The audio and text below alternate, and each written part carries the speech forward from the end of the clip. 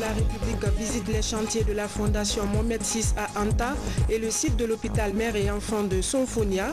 Professeur Alpha Condé est allé s'enquérir de l'évolution des chantiers. Les acteurs du secteur de l'élevage des poulets de chair ont planché récemment sur la pratique et la modernisation des techniques pour un élevage de qualité en Guinée. Ce soir, dans la rubrique En 60, nous irons à la découverte d'un patrimoine public qui a connu une certaine mutation. Aujourd'hui, l'usine de farine Les Moulins d'Afrique a été érigée sur le site de l'ancienne usine de fabrique de meubles. Un parcours parsemé de péripéties. Mesdames et messieurs, bonsoir, bienvenue dans cette édition. À l'entame, la visite de terrain du président de la République ce samedi à Anta, dans la commune de Matoto, pour s'enquérir de l'évolution du chantier de la Fondation Mohamed VI. Professeur Alpha Condé s'est par la suite rendu sur le site de l'hôpital moderne mère et enfants, situé à Sonfonia, dans la commune de Ratouma, un site morcelé par des occupations anarchiques. Reportage Abdoukarim Condé, Cheikh Mabin Tissila, Mandjou Sidibé du bureau de presse de la présidence de la République. La fondation Mohamed VI, située dans le quartier Anta, commune de Matoto, était la première étape de la visite de chantier du président de la République, professeur Alpha Condé, ce samedi. Cette fondation est bâtie sur une surface de 18 000 m². Elle comprend un bloc administratif, un centre commercial, une mosquée et des annexes. Les travaux vont bon train. La deuxième étape est à l'hôpital mère et enfants dans le quartier Sonfonia. Ce don du roi chérifien est bâti sur une surface de 30 000 m², 24 blocs et des latrines. Les travaux ont débuté en février 2016 et la fin est prévue en février 2019. À Sonfonia, à l'hôpital mère et enfants, le chef de l'État a constaté des occupations anarchiques par des citoyens autour du chantier. La fondation du roi a décidé de faire 3 œuvres. Ici, il y a le centre de formation à Nongo. Ensuite, il y a ici, c'est l'hôpital mère-enfant, qui est un hôpital très très moderne. Vous voyez le nombre de personnes qui vont être traitées. Et puis, il y a la mosquée.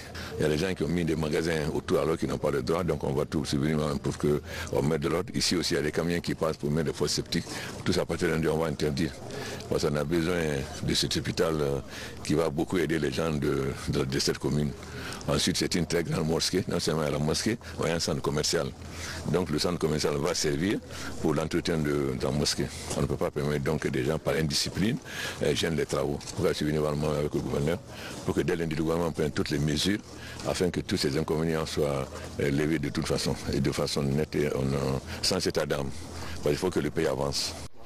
La fondation Mohamed VI et l'hôpital mère et enfants sont des fruits du renforcement de la coopération maroco-guinéenne depuis 2010.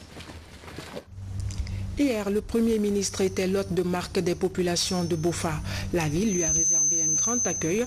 Le chef du gouvernement a mis cette visite à profit pour aborder des questions de cohésion nationale et de préservation de la paix, gage de tout développement. Les populations ont à leur tour réitéré l'engagement de soutenir les actions du président de la République. Reportage Adi Kamara, Kabasouma, Ousmane Kabele Keita du bureau de presse de la primature. Bofa, ville historique et religieuse, située à 150 km de Conakry. C'est cette ville qui accueille ici le Premier ministre chef du gouvernement Dr Ibrahima Kassouri Fofana et une forte délégation qui l'accompagne. Le préfet de la localité a saisi l'occasion pour rendre hommage au président de la République, professeur Alpha Condé, pour ses actions salvatrices à l'endroit de Bofa. Sous la haute clairvoyance de son Excellence, Monsieur le Président de la République, chef de l'État, le professeur Alpha Condé, Bofa a sa voirie publique bitumée. Toutes les sous-préfectures ont l'éclairage public avec l'installation des lampadaires solaires. Le courant électrique a été rétabli dans la ville de Bofa. La radio-télévision nationale a été également rétablie après 10 années de silence total. Le sanctuaire marial de l'église catholique est en chantier. Le produit fini sera une fierté, non seulement pour les fidèles catholiques, mais également pour l'ensemble de la population de Bofa. La mosquée de Kouré-Landé a été complètement rénovée à la satisfaction des fidèles musulmans. Bofa a bénéficié de 2 centres de santé améliorés dans les sous-préfectures de Tamita et de Mankunta avec logement de médecins. C'est une ville qui adhère aux idées de paix et du progrès du professeur Alpha Condé. À cet effet, le Premier ministre chef du gouvernement a salué la sagesse, le sens de responsabilité et l'esprit de civisme qui ont prévalu lors de l'élection du maire de la commune urbaine de Bofa, Maître Seydou Bakissine Camara. Mes premiers mots iront naturellement au Premier maire pour sa brillante élection. Son élection est une leçon pour la Guinée. Comme vous dites, il est élu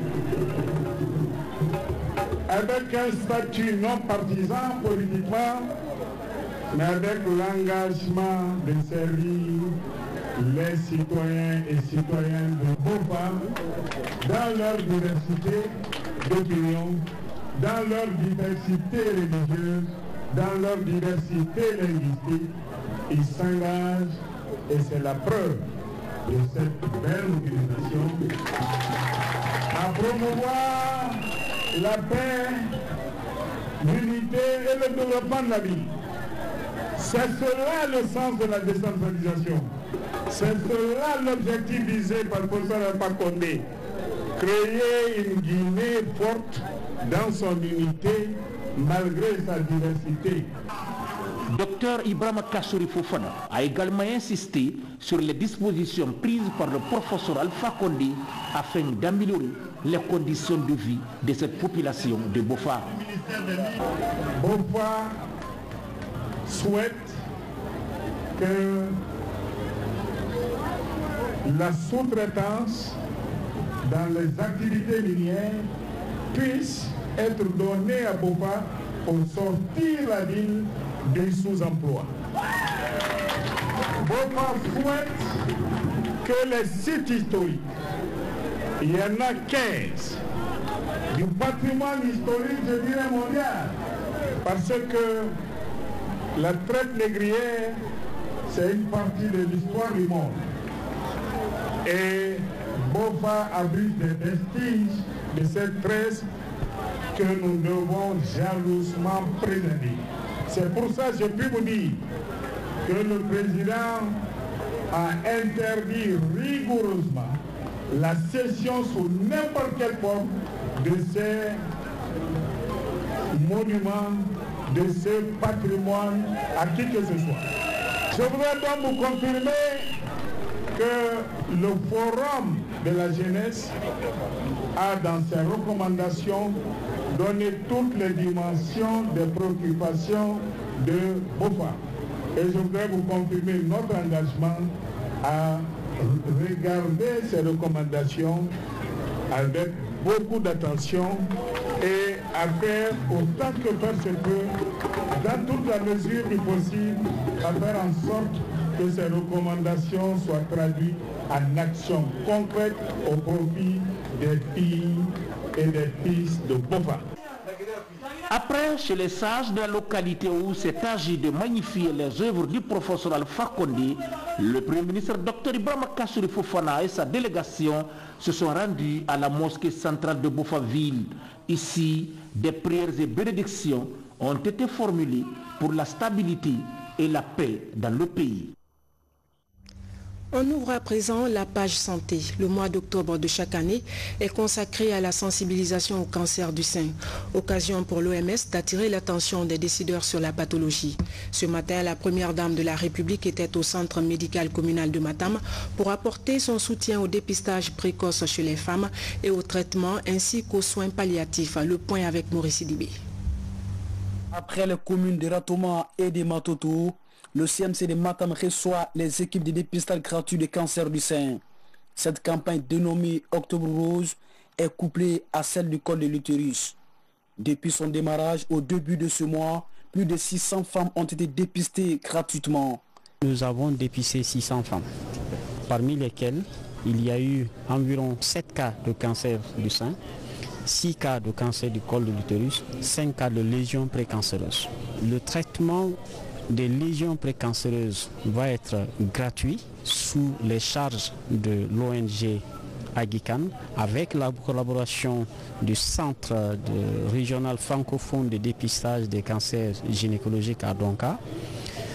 Et ensuite, pour les autres lésions cancéreuses du sein et du col de l'utérus, le service prend en charge les activités qui vont être offertes gratuitement. La première dame de la République et le ministre d'État en charge de la santé sont sur le terrain pour encourager les femmes à se faire massivement dépister. Le gouvernement, à travers le département de la santé, s'est dit préoccupé par cette maladie pernicieuse. La Guinée ne va pas passer son temps à évacuer toujours les cancers à Dakar, à Abidjan, à Bamako ou ailleurs. Et je suis heureux que le président de la République me soutienne dans cette voie. Je suis en train de proposer à mon cabinet qu'on revoie la situation et que le cancer, quel que soit maintenant le cancer, le type de cancer, particulièrement le cancer chez la femme, soit entièrement pris en charge en Guinée. La Fondation PROSMI se bat aussi contre les cancers, généralement contre toutes les maladies maternelles et infantiles. J'aimerais parler de la prévention, la sensibilisation. Déjà au niveau de la jeune fille, la Fondation s'est engagée pour sensibiliser les jeunes filles de 14 ans. Oui, parce que le cancer du col de l'utérus n'est pas une fatalité. Il y a des vaccins qui existent. Je lancerai un appel aux femmes de Guinée, de Conakry, à se faire dépister et j'espère que l'ONG va élargir ces journées de sensibilisation à l'intérieur du pays. Il y a 5 ans, le nombre de cas de cancer est passé de 6 000 à 7 500 dans le pays. Dans les prochains jours, les équipes de dépistage vont se rendre aussi dans les communes de Dixine et de Kaloum. Et pour être plus complet sur le dossier, je précise que le cancer touche aussi les tout-petits. Le cancer de l'enfant est méconnu par bon nombre de Guinéens alors que son dépistage précoce favorise un taux de guérison de près de 90% selon les spécialistes. Adiatou Bari nous apporte quelques précisions sur le cancer de l'enfant. L'unité d'oncologie pédiatrique, la seule que compte la Guinée. Elle est spécialisée dans la prise en charge du cancer de l'enfant.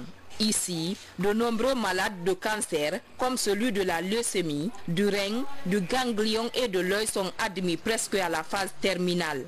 C'est le cas de Ibrahima, dont l'état de santé inquiète la mère.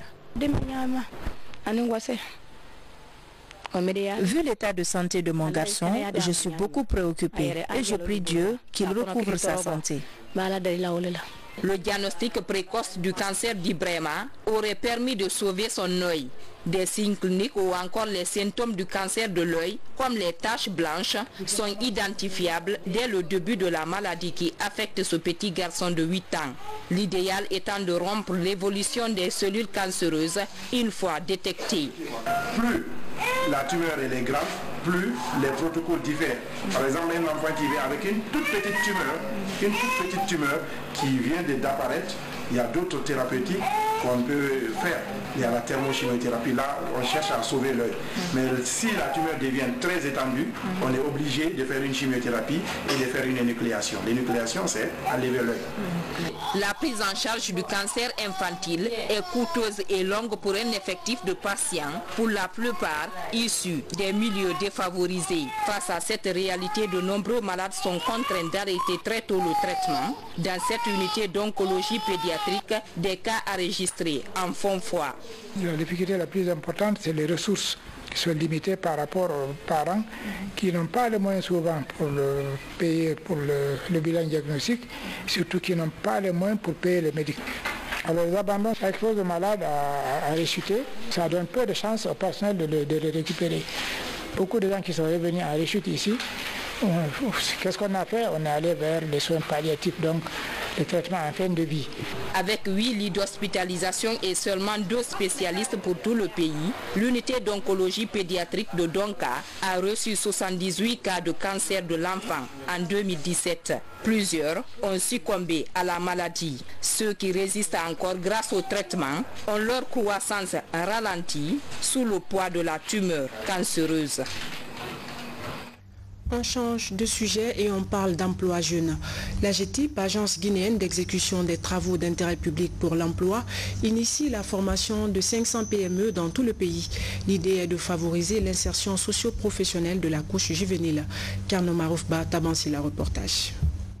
Pour la mise en œuvre de la politique du gouvernement en matière de réinsertion socio-professionnelle, le département de la jeunesse et emploi jeunes favorise la création de plusieurs agences d'appui aux initiatives des jeunes. C'est dans cette optique que l'Agence guinéenne d'exécution des travaux d'intérêt public pour l'emploi a initié un projet de résilience économique en faveur de 500 PME à travers le pays. Des modules seront développés pour renforcer les capacités des membres sous les conditions d'éligibilité et des prospections commerciales. Pour cette première phase, 50 PME sont sélectionnées. Aujourd'hui, vraiment, j'ai appris beaucoup de choses. Et vraiment, j'encourage vraiment l'initiative. Je dis merci à l'AGETIP, je dis merci à l'État. Vraiment, nous sommes satisfaits. Et nous demandons à l'État vraiment de continuer et d'accompagner la jeunesse. Ce programme de formation vise à doter les PME concernées des outils qui leur permettront d'accéder au marché des travaux publics. Vous n'êtes pas sans oublier que ces entreprises de façon générale fonctionnent avec des papiers administratifs qui manquent ou qui sont carrément expirés. Donc il y aura également la fonction haute intensité de main d'œuvre que nous voulons inculquer aujourd'hui au niveau de ces PME, parce que si elles souhaitent travailler avec nous, ici déjà, il faudrait que cette dimension soit inculquée à ces entreprises-là, parce que ça permet de faire travailler beaucoup de gens qui ont peu ou pas de qualification, une rémunération au bout du travail, mais également un apprentissage à travers les chantiers écoles qui vont être faits. Donc ces jeunes-là qui apprendront vont sortir avec au moins une connaissance soit en maçonnerie, en plomberie, en menuiserie, etc., etc. Nous battons au niveau de l'État pour que le FONIGE soit alimenté et que d'autres fonds soient mis en place. Nous avons des échanges avec nos partenaires techniques et financiers. Nous sommes actuellement en discussion avec des banques. Et tout cela pour faciliter l'obtention de financement par les entrepreneurs guinéens.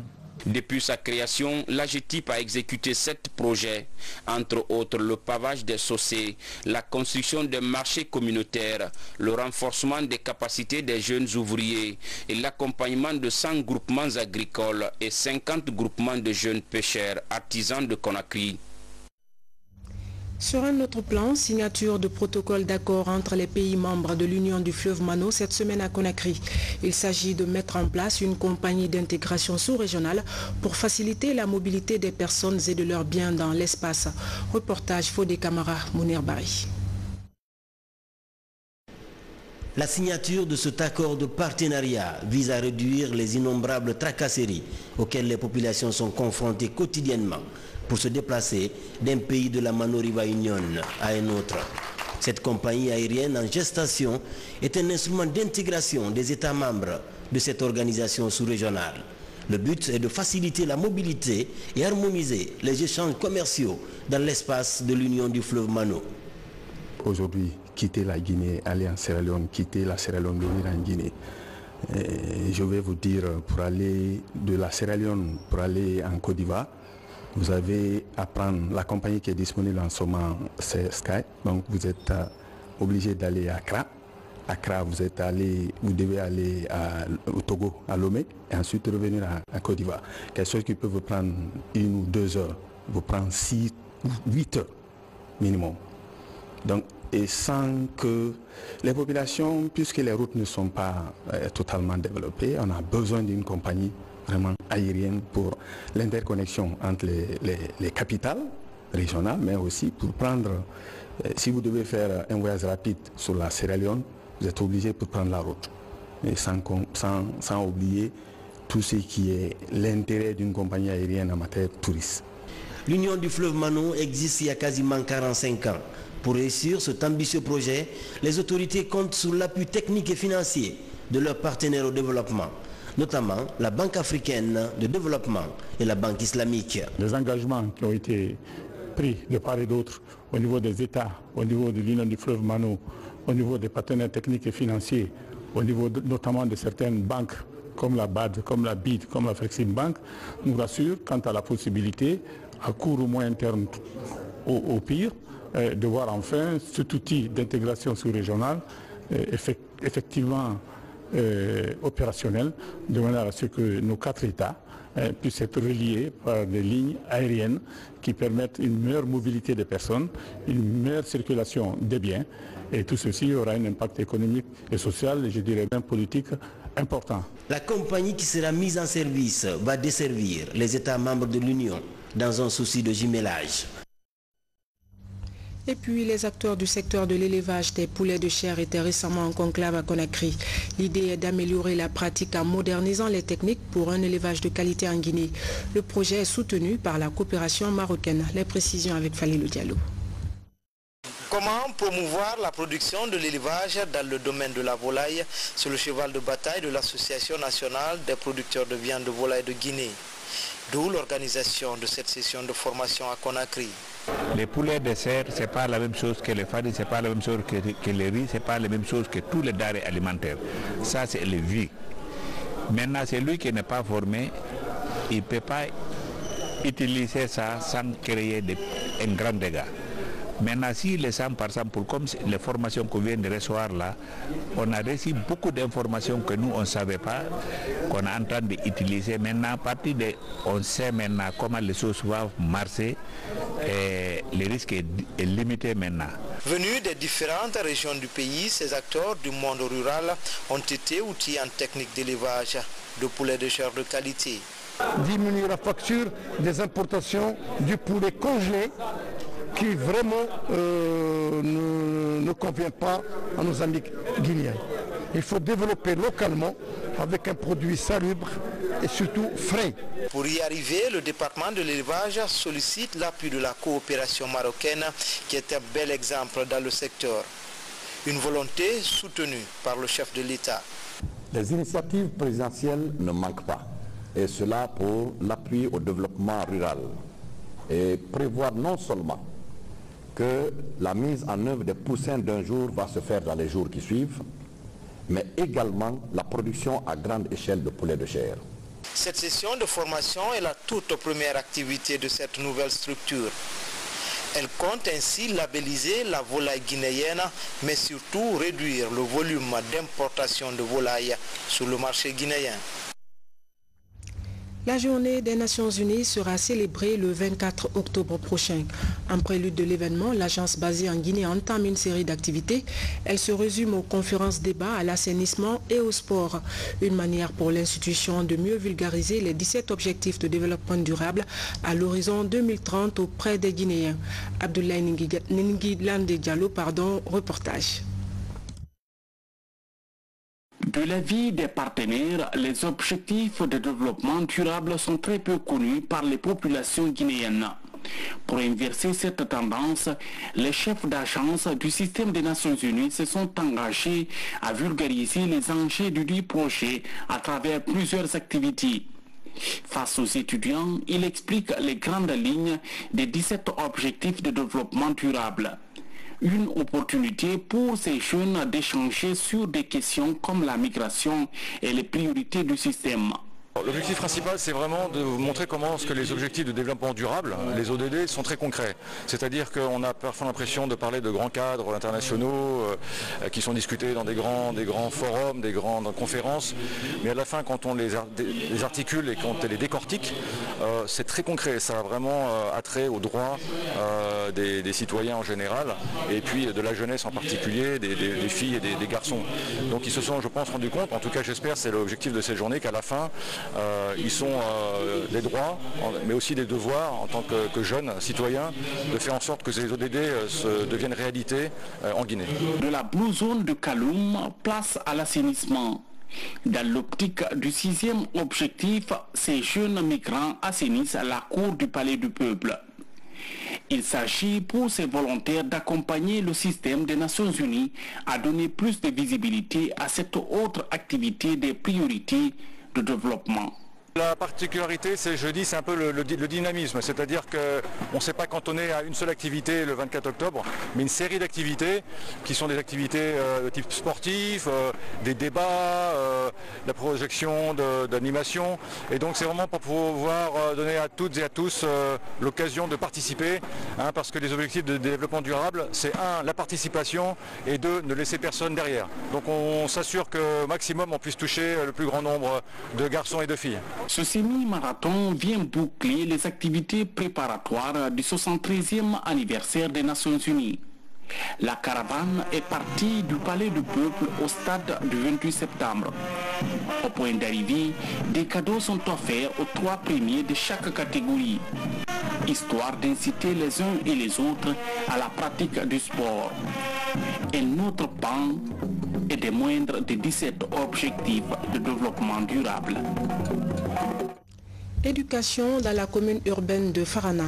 Les élèves ont repris progressivement le chemin de l'école. Une mission d'inspection était dans la région pour constater de visu l'affluence dans les différentes salles de classe. Le constat avec Aboubakar Diaby. Plus les jours passent, plus l'effectif des élèves augmente dans les écoles. Dans la commune urbaine de Farana, la deuxième semaine de la rentrée scolaire 2018-2019 connaît une forte affluence des élèves. Pour s'assurer de ce retour à la normalité, les cadres de la direction préfectorale de l'éducation de la localité sont en visite dans les écoles publiques et privées. Ce matin, j'ai effectivement constaté l'engouement dans les établissements. Et je dirais également aux enfants que tout ce que nous sommes en train de faire pour la reprise totale, c'est dans leur intérêt. Donc ils doivent être l'arme pour le système éducatif pour lutter contre ces petits troubleurs qui passent dans les écoles pour dire ceci, cela. Et je crois que les enfants ont compris aussi. Maintenant, il y a aussi des enseignants qui ont aussi compris. Je leur ai demandé d'être à l'école, d'accepter enseigner les enfants, s'acquitter de leurs devoirs pédagogiques et s'acquitter aussi de leurs devoirs administratifs. La reprise des cours dans ces différents établissements scolaires de la commune urbaine de Farana est le résultat de l'appel des autorités de l'éducation et des parents d'élèves pour une reprise effective des cours. Aujourd'hui, l'engouement pour ces cours est perceptible et ces élèves de Sankara ont une seule idée, l'achèvement rapide des programmes. Depuis une semaine, nous avons commencé les cours, les professeurs viennent. Donc le conseil que j'ai donné à mes amis, je les invite de venir car les professeurs viennent, nous aussi, nous venons à l'école. Les cours ont bien démarré aujourd'hui. Les encadreurs de ces différents établissements promettent de renforcer cette dynamique pour une bonne réussite de l'année scolaire 2018-2019 à Farana, la préfecture qui a vu naître le premier président de la Guinée. Et puis la journée mondiale de la vue est célébrée le deuxième jeudi d'octobre. Initiée par l'OMS depuis 1998, elle vise à sensibiliser l'opinion publique aux problèmes relatifs à la cécité et aux déficiences visuelles. En Guinée, la semaine de la canne blanche a été marquée par une campagne de sensibilisation initiée par les Lions Club, Conakry Réveil et Tatami. Ils ont également fait des dons aux élèves malvoyants du centre Sogué dans la commune de Kalouma. Reportage Mounir Bari, Kiano Maroufbar. Célébrer chaque année en Guinée, la journée mondiale de la vue a été une occasion pour ces humanitaires d'offrir des produits de soins, des papiers Bristol et équipements scolaires aux élèves malvoyants du centre Sogué à la Cité de la Solidarité. L'action vise à contribuer à l'éducation des couches vulnérables en Guinée. Ce qu'on a donné aujourd'hui comme don, ce sont ces quelques cartons de Bristol qui rentrent dans la formation de nos aveugles et malvoyants de la Guinée. Parce que c'est un outil indispensable. Sans ça, ils ne peuvent rien apprendre. C'est un outil indispensable pour leur formation et pour leur devenir. Je peux vous dire de 2012 à aujourd'hui, nous sommes à 1 740 000 $, offerts par les Lions Club à notre ministère par le biais du service national, du programme national de la lutte contre la cécité. Les Lions Club et leurs partenaires œuvrent en faveur des personnes vulnérables dans plusieurs domaines, notamment l'environnement, la jeunesse et la santé. Nous devons nous battre pour que ça n'existe pas.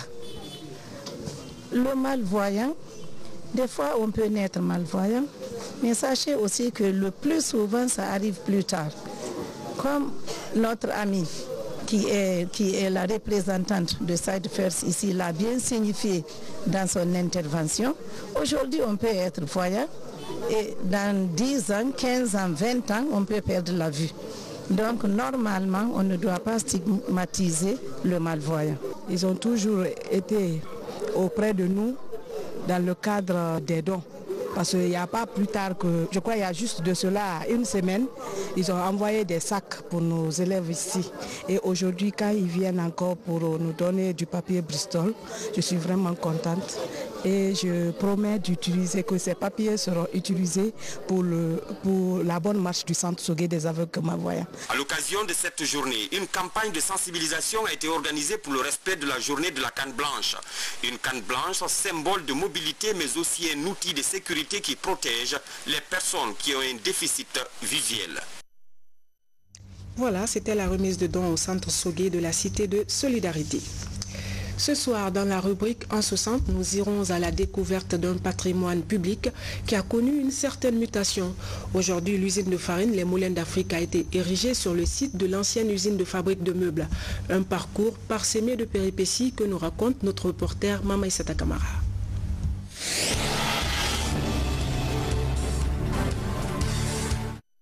Cette usine de farine est une fierté pour la Guinée. Elle est moderne et appartient à un investisseur local. Ce moulin est édifié sur les ruines de l'usine de fabrique de meubles. Un autre patrimoine public hérité du premier régime dont on a cessé de parler depuis 36 ans. Pour les anciens, tables-bains, armoires, lits et coiffeuses étaient confectionnés ici avant sa privatisation en 1986. Cette usine était très importante parce que avec une forte capacité de main-d'œuvre et avec cette usine, la Guinée avait la possibilité donc de faire des meubles de qualité. Des meubles de qualité aussi bien pour les bureaux que pour les familles. Et donc on avait la fierté d'utiliser ces meubles quotidiennement dans nos préoccupations habituelles et voire même de les exporter dans la sous-région. Après le premier régime, le patrimoine de l'usine est cédé à un particulier. Le preneur n'aura pas pu assurer la gestion de l'usine. Il a fallu attendre 2009 avec Moulins d'Afrique pour que ce site soit à nouveau valorisé pour la fabrication de la farine. Cette usine, malheureusement, a connu un démantèlement après donc sa cession à des repreneurs privés.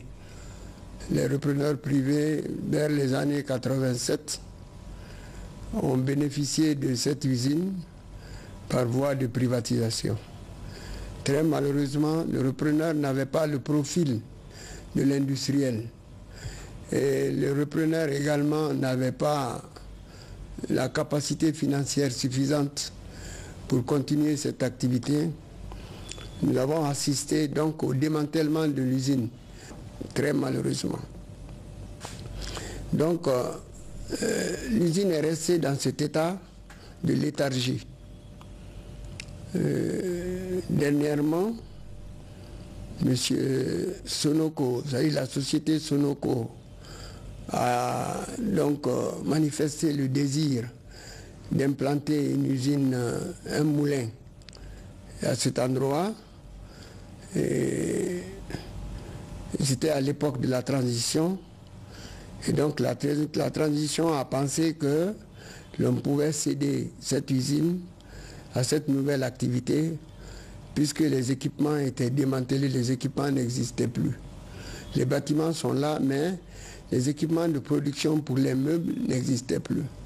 Et donc on a réorienté l'usine en y mettant une autre activité industrielle qui consiste à faire de la farine. Jean Sagna Oliano est aujourd'hui un grand maître menuisier.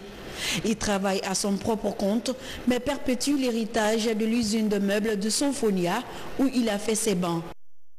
Moi j'étais notre chef de groupe, c'est Bernard Tonon. On travaille seulement de table banc.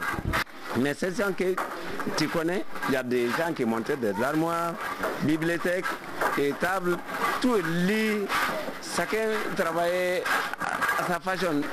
Par semaine, parfois on peut travailler 3 jours pendant la journée. La nuit encore, on travaille 4 jours ou 5 jours pendant la nuit. Si vous voulez, même si dimanche, il n'y en a même pas. Si vous voulez, vous pouvez continuer à travailler jusqu'à l'heure que vous voulez.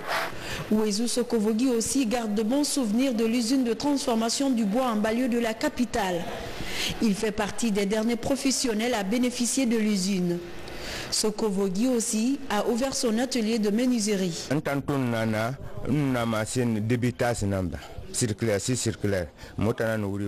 Au moment où je travaillais dans l'usine, je gérais la machine d'ébitage qui fendait les bois. On positionnait seulement le bois sur la table avec quelques réglages pour qu'il soit fondu, car la machine était automatique. Toutes les machines à l'époque étaient bonnes et fonctionnaient bien. Machine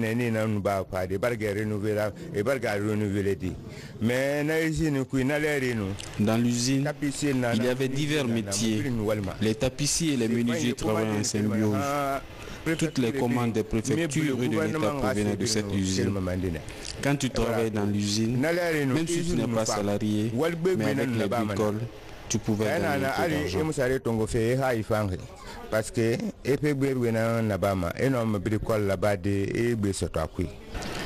l'usine de meubles de Sonfonia a depuis disparu. Elle aura révolutionné le travail des menuisiers et ébénistes du pays. La mauvaise gestion et la privatisation précipitée ont eu raison de son statut de centre d'excellence pour les métiers de confection de meubles modernes. En plus des unités privées, cette expertise sera développée dans les écoles régionales des arts et métiers en réalisation à travers le pays par le professeur Alpha Condé. Mieux, selon le directeur national de l'industrie, l'État envisage de créer des conditions d'investissement pour la construction d'une nouvelle usine de meubles. Mais quand et où, le temps nous le dira. En attendant, contrairement au destin de beaucoup d'autres patrimoines fonciers abritant une unité industrielle publique, le site de l'usine de meubles a été valorisé et reste utile au pays, même si le domaine a changé de statut entre-temps. Voilà, mesdames et messieurs, ce journal prend ainsi fin. Merci à vous tous de nous avoir reçus chez vous. Excellente soirée en compagnie de nos programmes que vous pouvez retrouver aussi sur notre site internet www.rtgcoloma.info. Bonsoir et à demain.